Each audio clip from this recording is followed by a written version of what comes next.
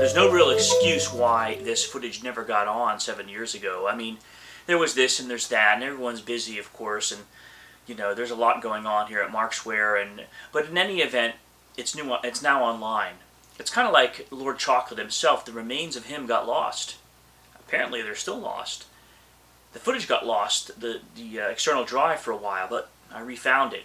We refound it, and it's now getting online. That's the most important thing, because it's nice to get this story, to get some credit to the the person who really found Lord Chocolate, the remains of the king from Temple I. Okay, Danilo. So, what were you mentioning about Christopher Columbus?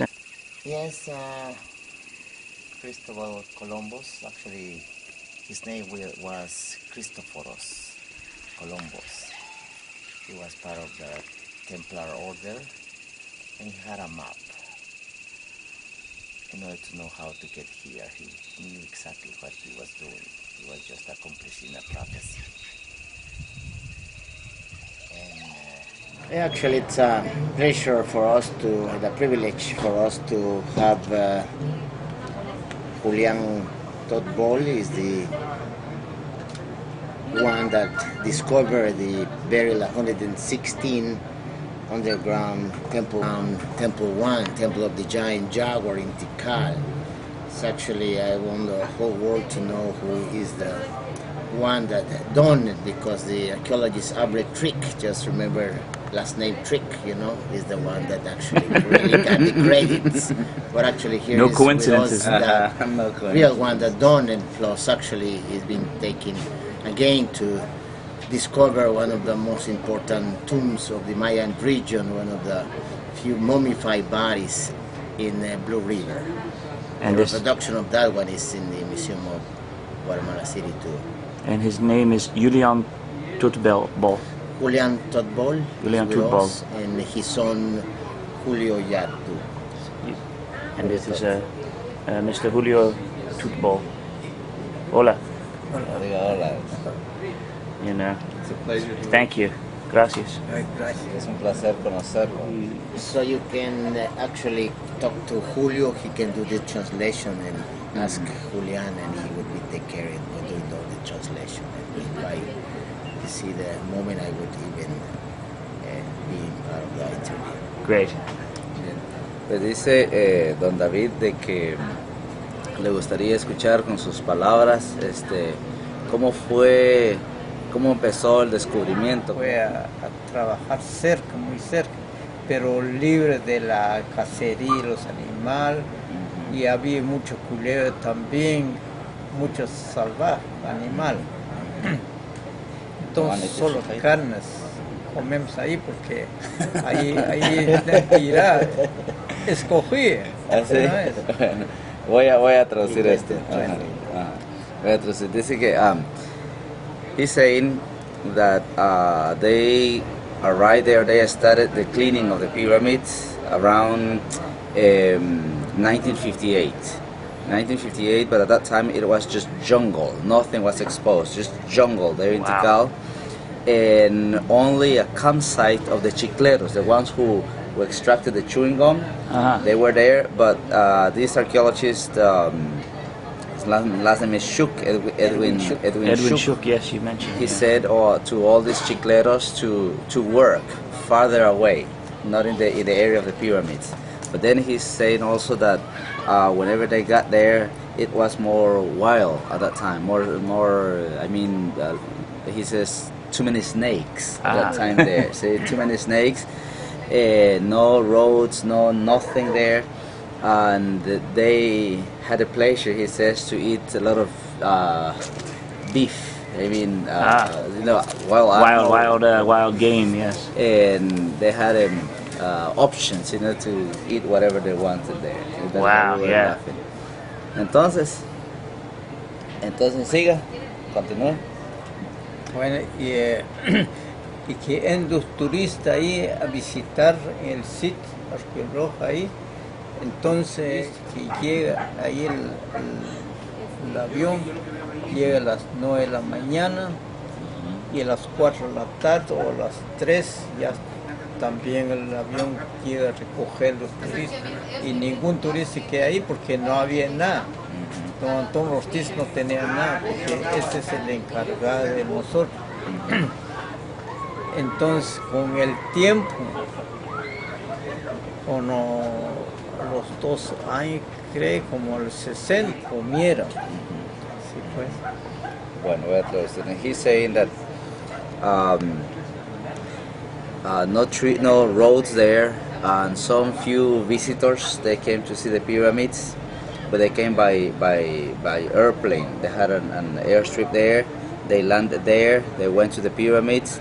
One group of people, they were in charge, or they started to make the little trails through the jungle, and while some others, they started to make the campsite. No hotels there at Tikal, nothing there. And one of the first hotels started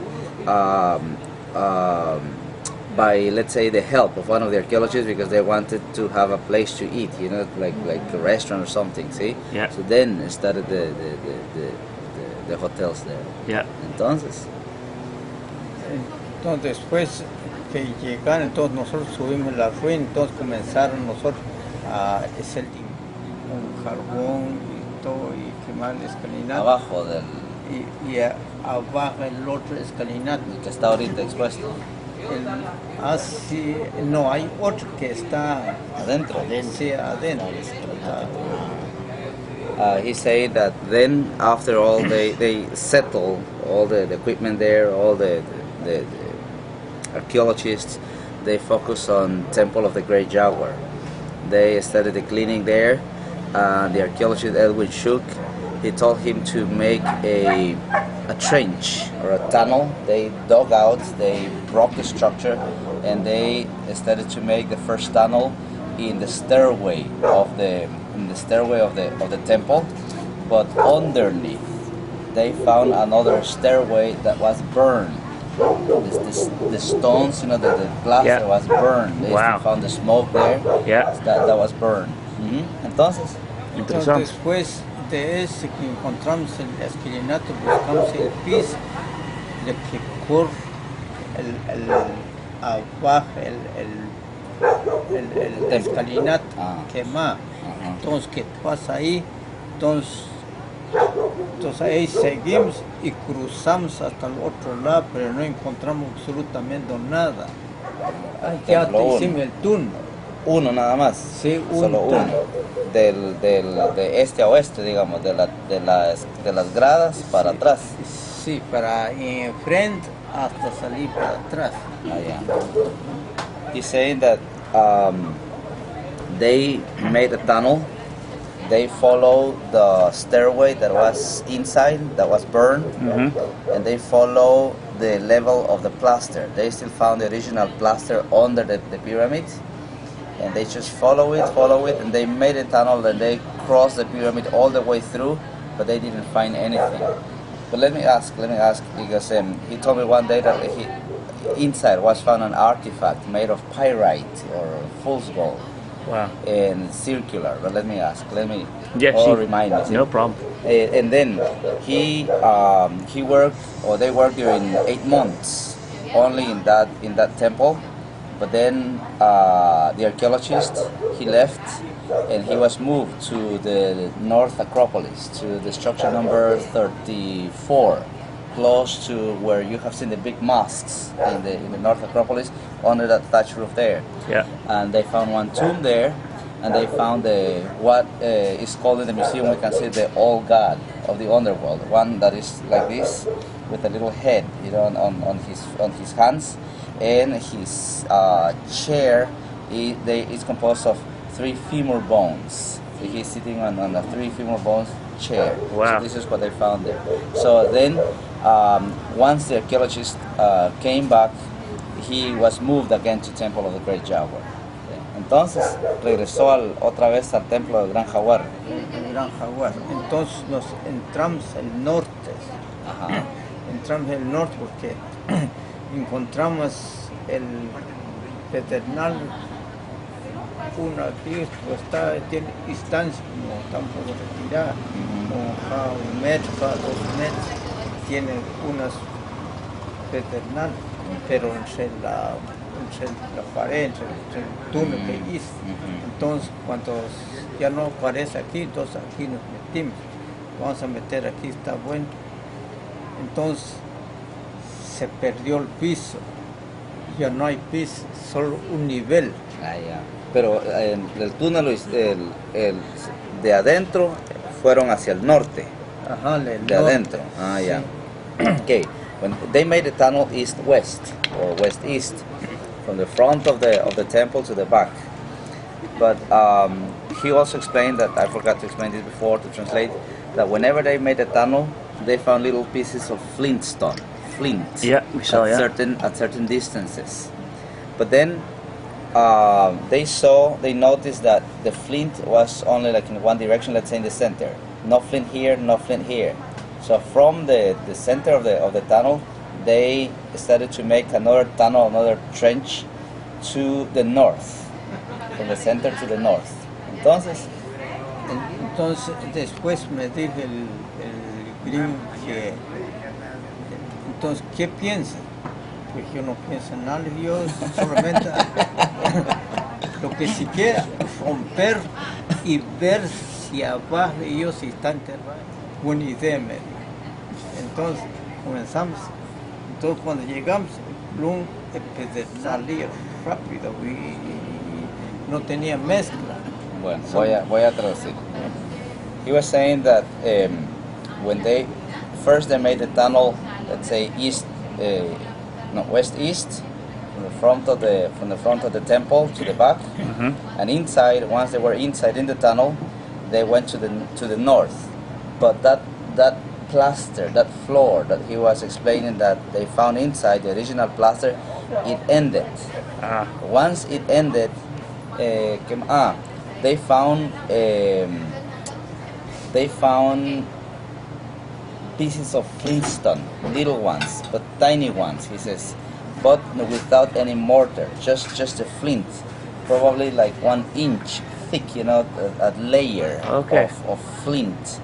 And then they started to remove that flintstone. And then he says that they found, ¿qué dijo? ¿Qué más? Después del pedernal que encontraron, cuando encontraron la capa. La capa, entonces después encontramos las piedras, pero no tiene mezcla, solo montonado como trampo.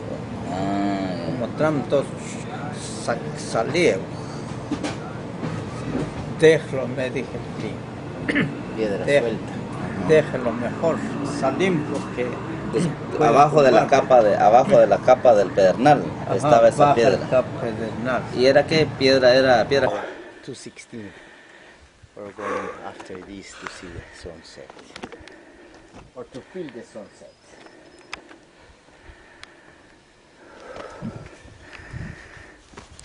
Oh, I tell you, man, those Mayans must have been in darn good shape.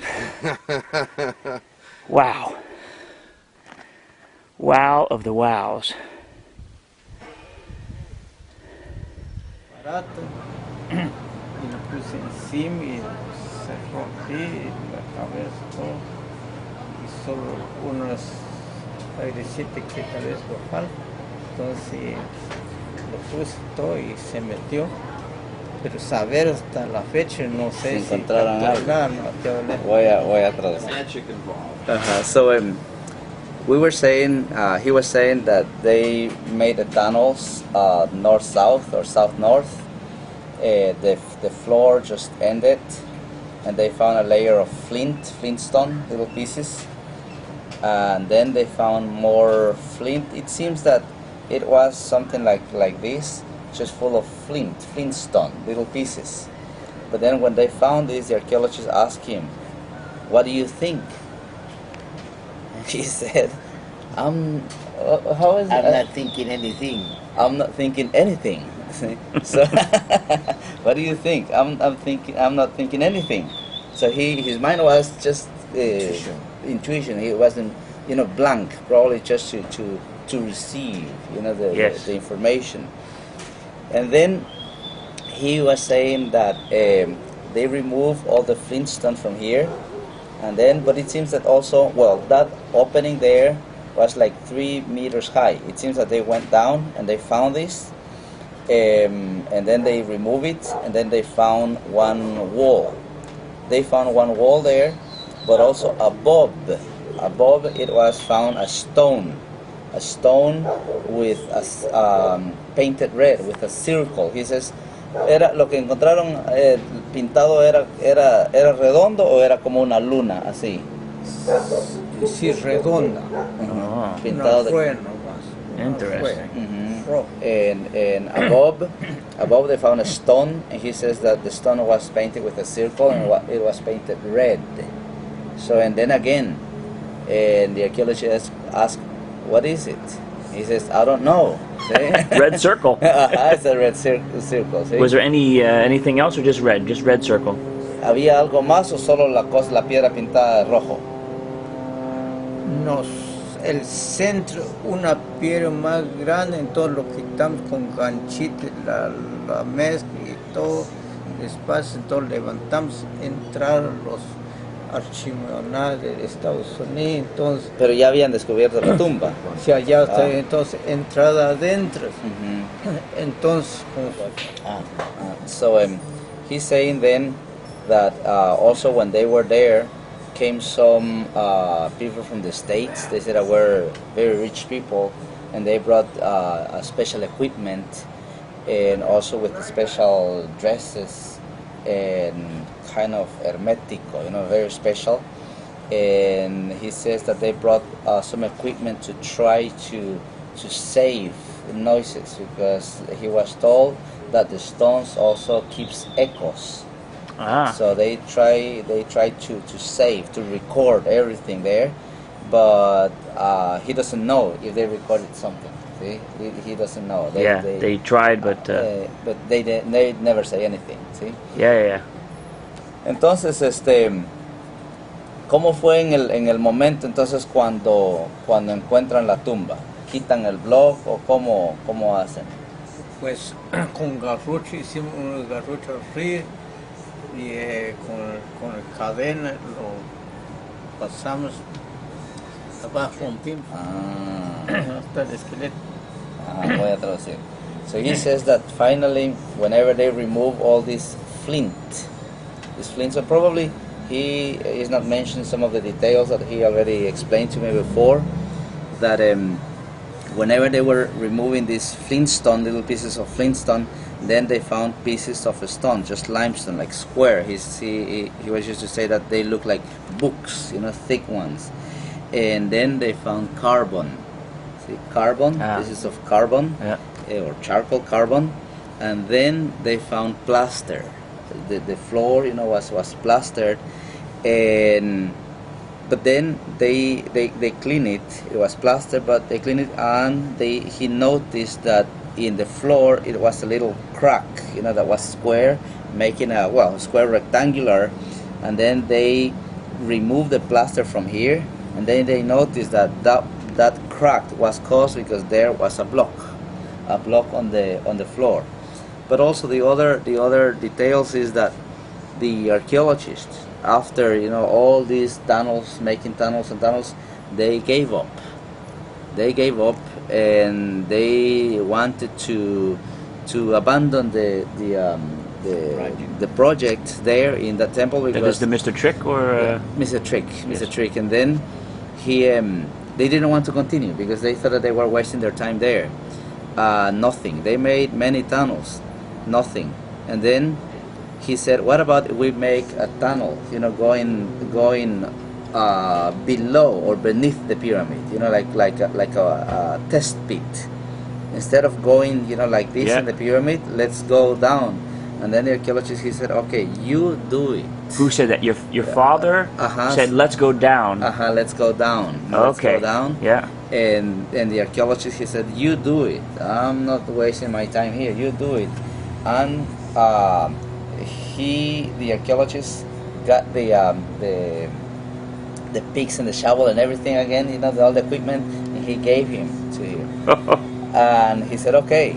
So then he continued doing it, and then he found this plaster with a little crack like this, and then they destroyed this, they broke this, and then they noticed that was a big stone. Then they put a pulley. And he said that they made this is the block, they made a hole here. So whenever they made a hole, they made a hole here in the stone, and made a hole here in the stone, and then they put ropes, and then they put a piece of metal, and then they lifted that block. Yeah. Whenever they lifted the block, that was the block that was on the vaulted roof, the palaces. Yeah. White walls, stone roof, vaulted roof. Yeah. That stone that they lifted there was exactly at the top of the keystone, let's say, of the royal tomb. Wow. That block that they lifted there was the block that was painted red. See, that was exactly the circle. The circle. See, Ah. that is why I didn't understand that part there. See, But it was just a red circle. Nothing in there, no lines or. nothing, just Yeah. the red circle, and then they found the tomb. See, then was found the skeleton there, but then Like this is Venus. Anyway, yeah. See, and part of the wall also collapsed. He says, whenever they went there, they saw a dark hole, and they barely saw some of the ceramics around. But then carefully they picked up all the blocks and all the stones, and then they found the long skeleton. Wow. So, but then was when all these people with equipment, special equipment, went inside the tomb. Ah. Bueno, sigamos. So yeah, okay, wow. ¿Sabes qué se-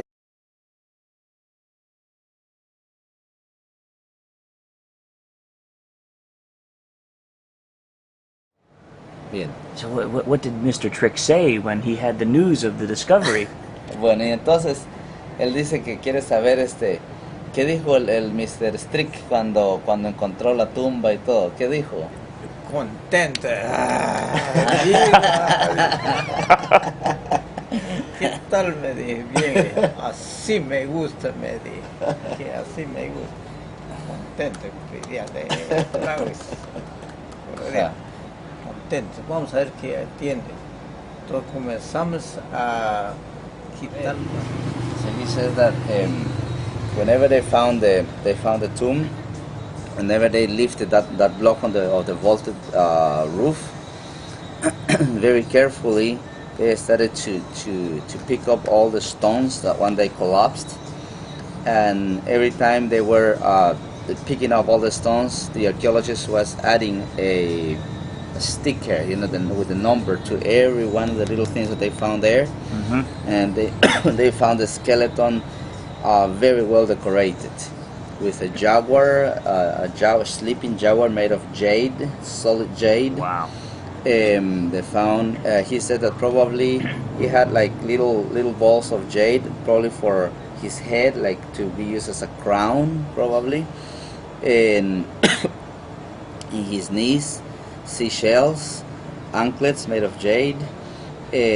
Also a conch, or a seashell here on his face, bones, vessels all around, and then the archaeologists invited all the workers to see it, and the idea was to leave that tomb open for the visitors in the future, but then the government decided not to do it.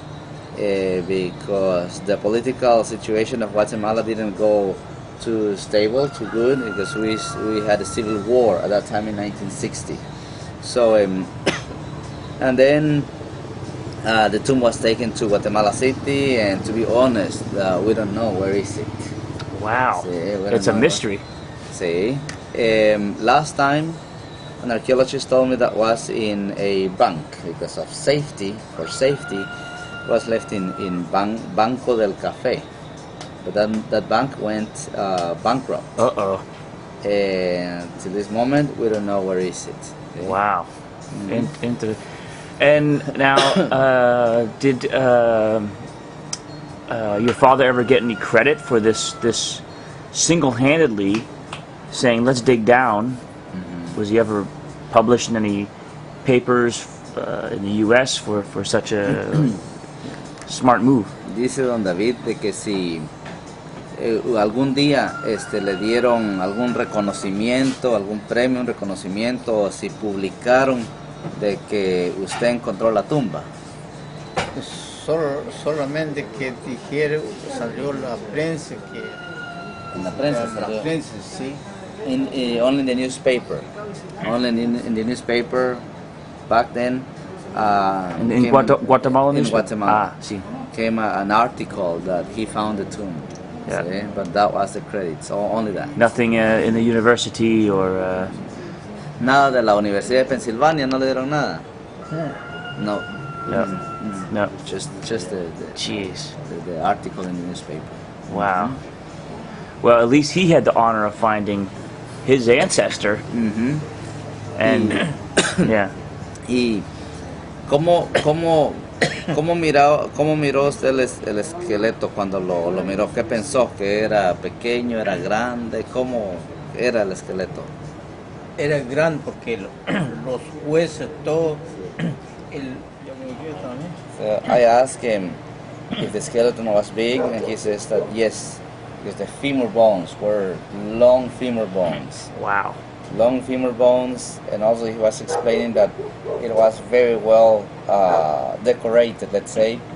All around the bench were vessels, ceramic, bones, jade, ceramic, bones, jade, all around. Wow. And they found also the jaguar, the jade jaguar. I think that there is a replica in the museum of that. Wow. So he was bigger than people today. Y miren, este esqueleto era más grande que los esqueletos de los campesinos que se encontró alrededor. Sí, más grande porque los campesinos que el G trabajé ahí como 15 años con Miguel Orrea. Encontramos los trabajadores de los tal vez edificios, albañil o ayudante. Ahí mismo le entierran entre el relleno. Solo hace un poquito de... He's saying that in comparison with other skeletons that found in the surrounding areas of Tikal, that one was a giant, let's say, a giant person. Whoa. Because the average, the common people, they were very short. They found also some other skeletons. Sorry. No problem. In that section called the Group G. And they found their skeletons in a fetal position, like this, with some ceramics. He's saying that probably they were also workers. But also one day he explained to me that in the surrounding areas they only found the floor of the houses of the common people, some raised platforms like the Chinese. I think that they did also. They raised some platforms, and the skeletons were found buried inside or underneath of those platforms. So probably these ones found in a fetal positions, they were not exactly workers for me. And those pieces of ceramic that were found with them, this probably was not for their food. Probably that was an offering, because they always put offerings. I'll tell you this experience now that we're talking about offerings. Somewhere here you were today in the caves here. Somewhere there probably you noticed that there are some quarries extracting Yes. limestone. So from time to time, now I don't hear it too frequently, but before, usually those quarries, because they make holes, that those hills collapsed and killed some people. And we heard that 2 or 3 men died there. They were working, and then one day my mom says, they deserve it. And I said, Mom, how come? How come you can say this? That they deserve to die or to be killed. Yes, because they are disrespectful. How come disrespectful if I said, well, they are working there and they pay something to the city hall. They have the right to get. No, but I'm not talking about that thing. I'm talking that everything, the hills, the lakes, the sea, everything, it has a guard or a patron, Yeah. a guard, let's say, a spirit guard. So it's not just taking the stone like that. No, we have to ask a permit or a permission to that guard. Yeah. We have to burn incense. We have to go in and ask and talk to the hill and ask that we are going to use these stones because we want to get some money to survive, to live. See, so the guard will not do anything, but they are disrespectful because they just go and that's stealing. That is stealing. So Wow. they have to give offerings and then nothing will happen to them. So offerings, always they give something. Before they take something from nature, they have to give something first. Yeah. Very good. Thanks for that. And the this king, how old was he? I mean, what year was his death around, or do they not know that? Or Archaeologically talking, according to the style of the architecture and the decipherment of the glyphs, he the date he took the throne in Tikal around 681 after Christ, and he died approximately 731 or 32 or 33. But the thing is that he was in power like 51, 52 years. Remember, 52 is also that sacred cycle. Yeah, yes. 4 times 13. So he ruled Tikal approximately like 51 years. Something wow, like that. came close. And what was his name? They don't know. They have been changing the names. First they call it Señor A. Señor Señor A, A. like Lord A, let's say. Then they call it Double Comb because one of his personal name glyph, the glyph for his name, looks like two combs, so Double comb. comb. And then they call it Señor Media Luna, like Lord Half Moon, it's the same thing. And then because of the name glyph looks like a cocoa bean, for some of the archaeologists they call it Lord Chocolate. Ah, yes, I've heard of this. See, Yeah. Lord Chocolate. Yeah. And now the archaeologists they can read some of the syllables in that name glyph, and they call it like Ha, Sawa, Chaan, Kawil, something like that. But they have been changing the names. But I like the name Lord Chocolate. Yes, me too. Lord Chocolate. And on that note, Hi everybody, David from Pinehacker01. I hope you enjoyed the interview we just saw. It's quite interesting. We have some more footage coming up after this, commentary if you will, from Mr. Trik himself. Well, he's no longer with us, but from an essay he wrote back on this very expedition for Temple I in Tikal back in the 60s. He wrote this article. So we'll get to that in a second. I still have the notebook I had back there 7 years ago. There's no real excuse why this footage never got on 7 years ago. And Julio Yat, we want to thank him so much. I hope he's still with us. A very nice man. And of course his son, Julio Yat, very sharp, well-spoken person.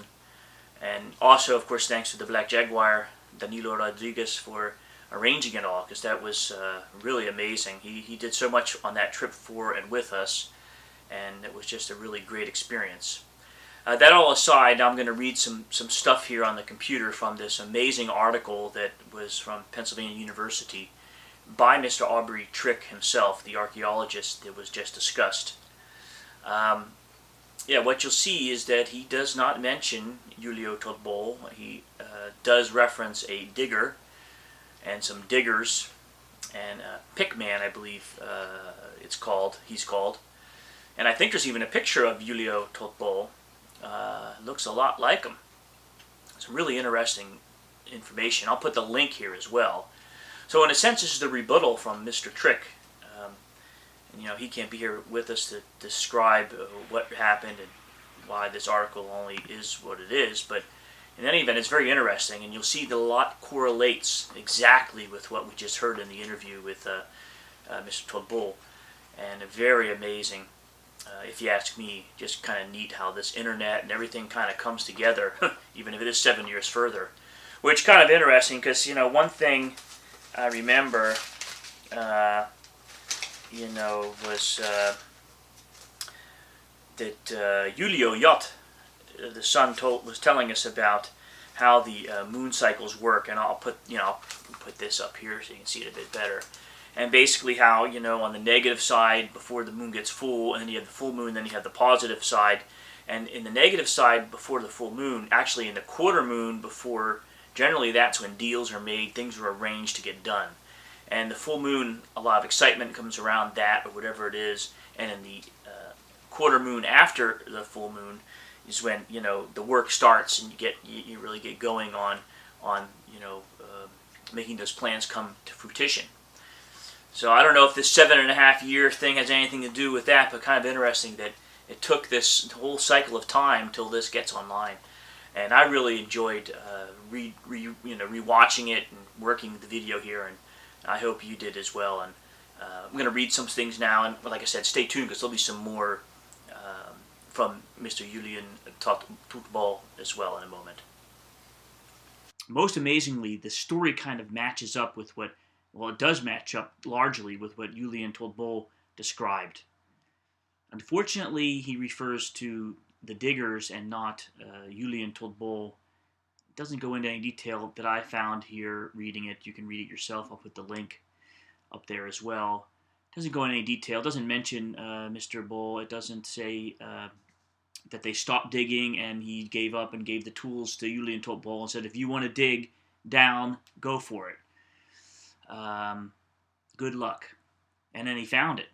That's just amazing. So anyway, we don't have him here to debate this or discuss it. I'm sure there's something to be said about it all. In any event, I'm just going to read some segments of it, and you can read the rest online yourself. So if we go in the article, and what I've done is with Marksware's PDF DTP, I've converted the PDF into text so I can highlight and make notes about this document. And it's an interesting read, particularly after watching this, that we just saw this interview with Mr. Julio Chocolate. And, you can read a lot yourself. But we're just going to start off right here. Second paragraph. The tomb proved to be elusive. Expected and familiar data floors, types of fill, shreds, samples, and even caches were encountered, collected, recorded, and studied as soon as a tunnel had penetrated the stairway, but none of the customary signs that forecast a burial was recognized until the excavation had been pushed about 25 feet toward the center of the pyramid. The presence of the quantities of flint and obsidian chips in fill overlying tomb construction is a distinctive trait of Mayan burial practices in the Petén. Petén is a region of Guatemala where Tikal sits, and numerous incidents have been found in Tikal in association with burials of both early classic and late classic periods. Consequently, when the Pickmen began to encounter pockets of flint chips in the stone and mud mortar fill, it was optimistically taken for granted that an important burial was not far ahead or below that area that was producing significant tokens. But this was not to be the case. Expectancy faded and became mixed with perplexity as the tunnel progressed forward while the appearance of flint diminished. Okay, so when they mentioned also stone and mortar field apparently was unbroken. So they do reference the Pickmen. That is probably as close you're going to get to them saying Julio Chocolate. And remember, this is directly by Mr. Trik, Aubrey S. Trik. We cruise down here to the second page. During the 1962 season, 2 lateral tunnels were extended to the north from the centerline tunnel, both in the area of heavy flint deposits. The first tunnel produced increasing quantities of flint as it progressed to the north, but no other signs of a burial or tomb were found after the excavation had been carried forward almost 30 feet. The literally thousands of flint chips embedded in the mud and rubble fill was an encouraging and clear indication the excavation should not be abandoned, although this tunnel had reached its productive limit. Accordingly, another tunnel was begun about 9 feet to the east of the parallel to the first. As before, flint concentration increased. The diggers penetrated to the north, and after 17 feet, remains of a decayed horizontal beam were struck. It was taken as evidence that the diggers had arrived at an area where the Maya had to be up to something. It required only 15 inches of more digging to show that the something was an intrusive tomb cut which had been looked for. The lime concrete floor had been cut in a straight line, now to be seen across the full width of the tunnel.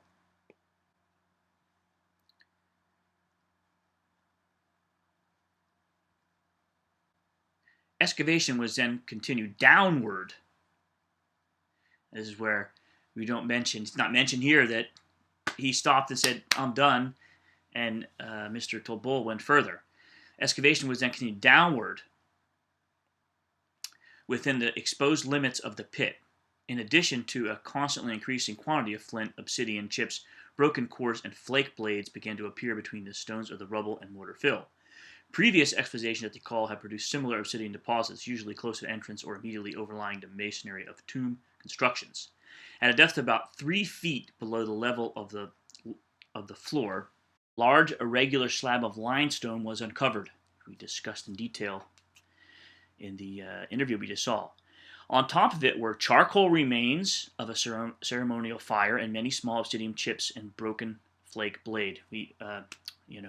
Julian talked about this as well.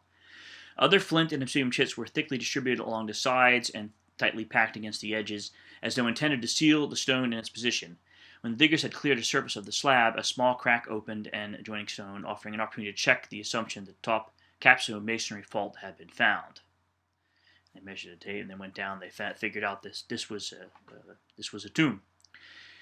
They had to stop the excavation, and the following November, the large limestone tomb was removed, and a complex excavation and recording of the tomb was begun.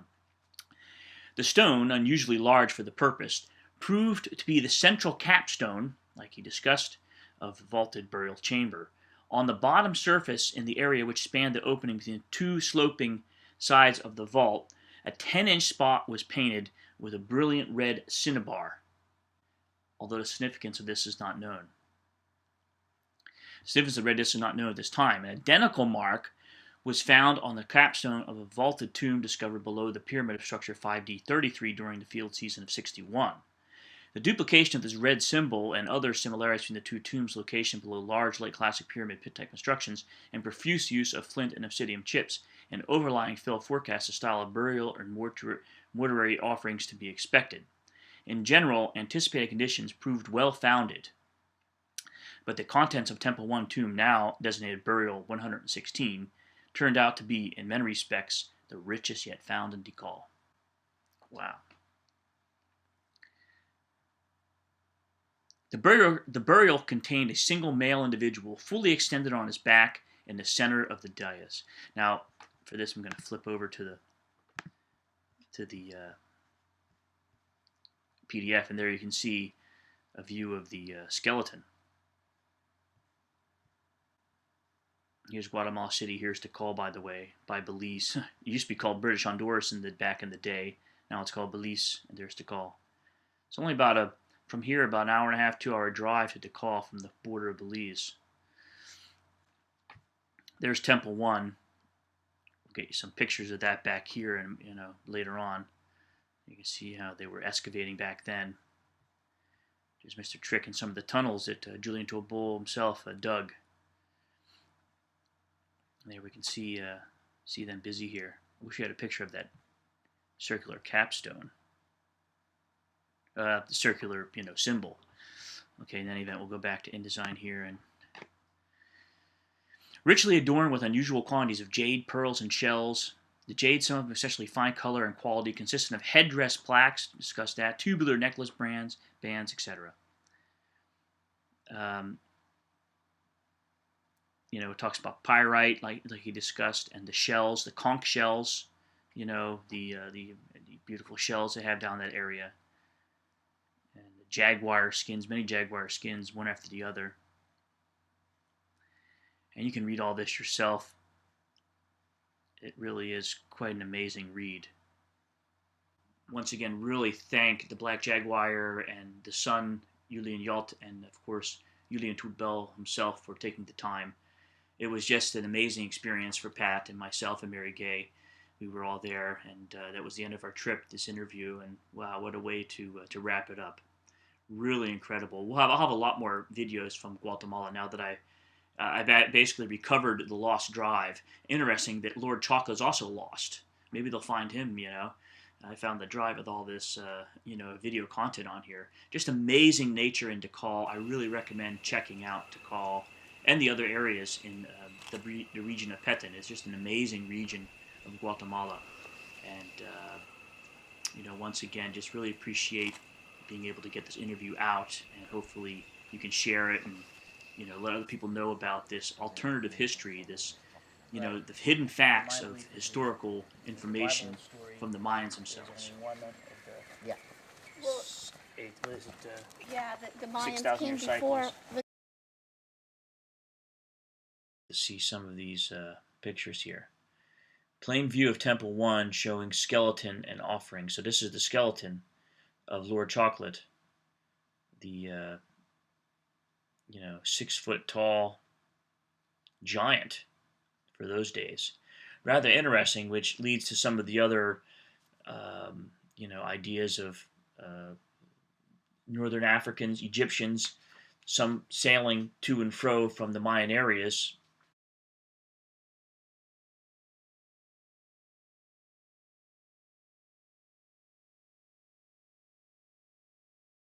Mayan graffiti of a boat with a Kia right here with 3 sails. Actually, in order to prove that some of the Mayan cultures came from the other side of the ocean before Cristobal Columbus. What we are seeing here is cultural evidence. Trading. There's definitely evidence of trading. Of Mayan elements in Egypt, the Egyptian elements in the Mayan regions. And the Mayans were small people. You saw how small even Julian is. And they're also, many of them are quite small in frame, but this man, and back then, and back then as well, even further back, even smaller, and this king is, he was a giant for those days, so kind of interesting. But here you can see where, Julian was worked, what he found. Pretty amazing. And next, I look forward to discussing. Your father also found another tomb. I think the only mummified. One of the. Oh yes, that's in that site called Rio Azul. That's north from Tikal. Right. So it wasn't just a fluke, as we say. It wasn't like one lucky thing. He found more. So Many tombs. many tombs. Many tombs. Wow. So bueno. Found several ones. Do you have a number, like 20, 30, let's see. 5, 6? ¿Cómo cuántos tumbas encontró usted? En Solo total. en Tikal. No, en total, en Río Azul, en Tikal. Yo encontré como 25 tumbas. Around 25. 25. Nice number. Wow. 25. When a few years ago, when they hired again Julian to work in the project of Temple IV in Tikal, we as tour guys knew it. If Julian was there, is no doubt about it. The project, the government was looking for the tomb of Temple IV. Then some of the archaeologists deny it, but we knew it for sure as tour guys. If Julian was there, it's because they were looking for the tomb. Wow. Interesting. Yeah. They stopped the work. They want to keep it secret or something, or No more than that.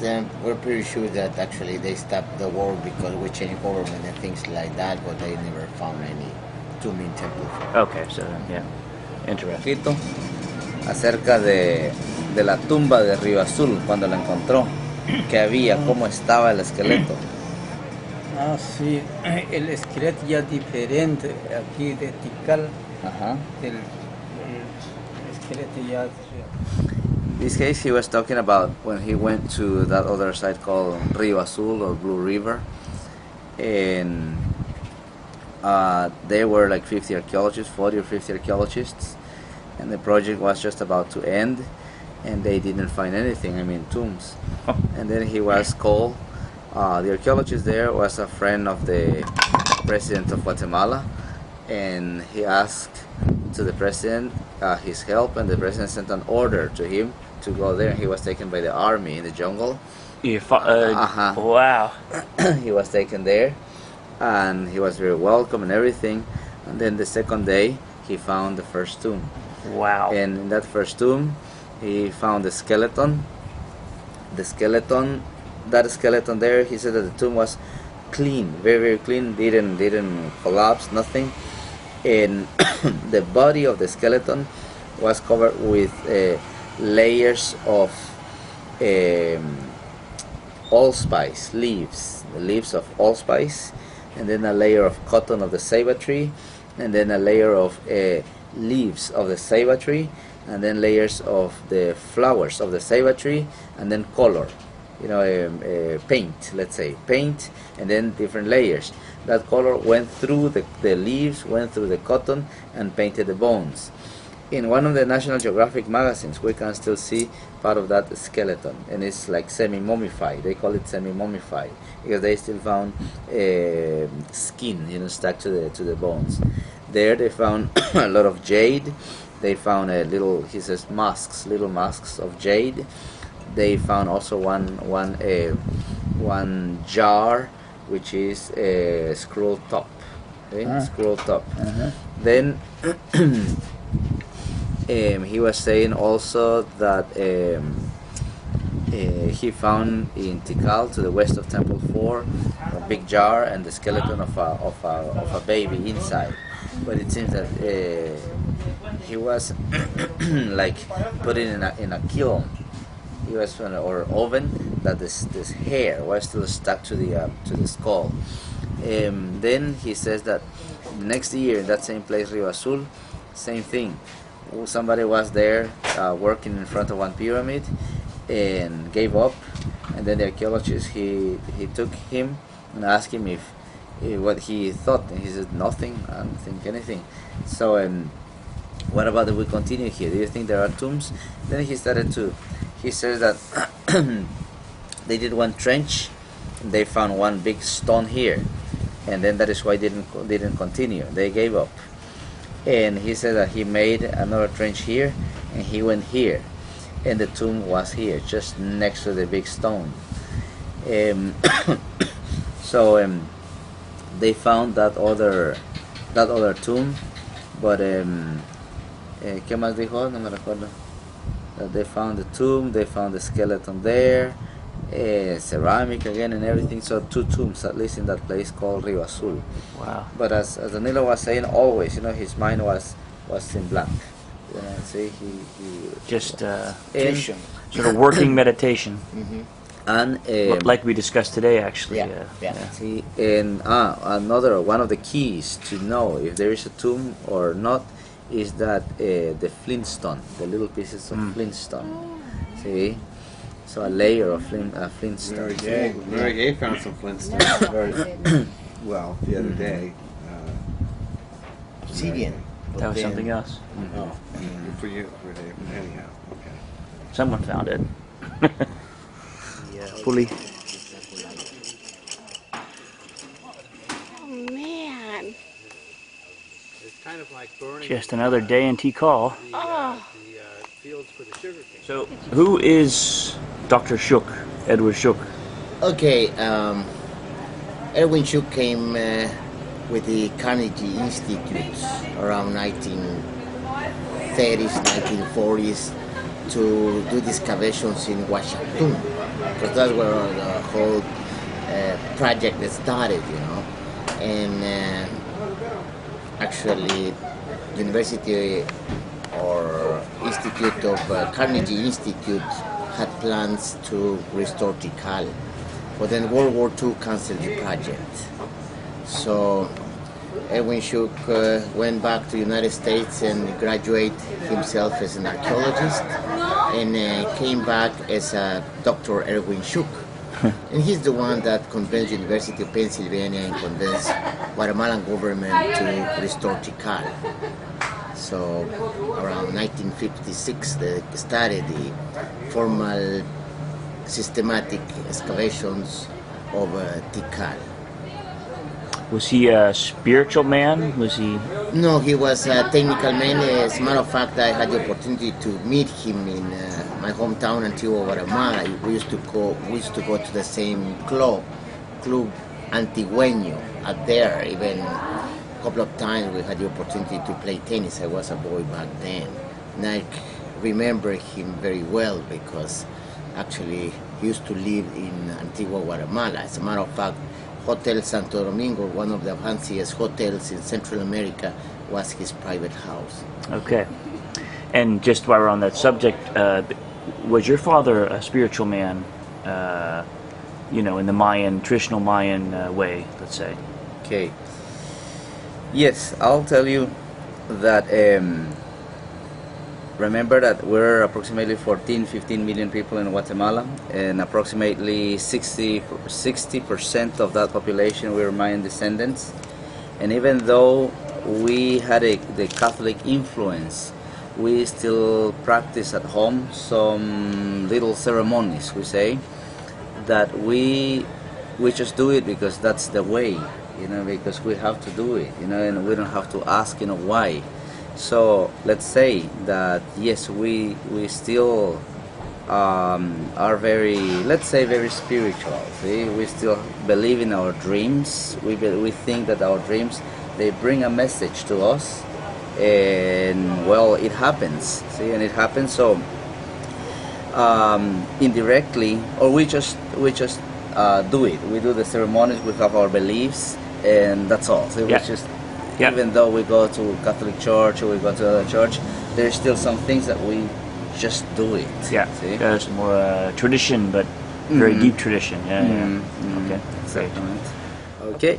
Wow. Sí. That was gracias, muchas Está gracias. bien. Gracias. Thank you very much. Very interesting. Muy interesante. Yeah. Yeah, no, very, very, very good work. Hizo muy buen trabajo. Yes. So your father, actually, he was an expert because even the president would give an order, please come. And, well, not please, come. No, go. Yeah. Trabajé 42 años. He worked 42 years in Tikal. Wow, 42 years. So, muy buena. 42 years in Tikal. Excellent. For the government. Yeah. Wow.